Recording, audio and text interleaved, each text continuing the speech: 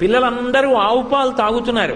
నువ్వు పేదవాడివి, నీకు తండ్రి లేడు, నీకు పాలు ఎక్కడివిరా అన్నారు. తల్లిని వెళ్ళి అడిగాడు, అమ్మా నాకు పాలు ఉండవా అమ్మా అని అడిగాడు.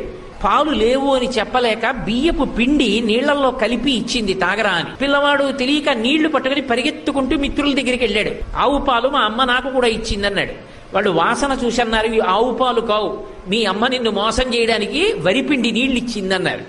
ఏడుస్తూ వెళ్ళి, అమ్మా నాకు ఆవు పాలు లేవా, నాకు నాన్నగారు లేరా అన్నాడు. ఎవడు చెప్పాడురా నీకు నాన్నగారు లేరని? లోకములకంతటికీ తండ్రి శంకరుడు, ఉన్నాడు మీ నాన్న, అయితే ఎలా కనపడతాడన్నాడు. వెళ్ళి తపస్సు చేయి, ఆయన కనపడతాడంది. బాలభక్తి.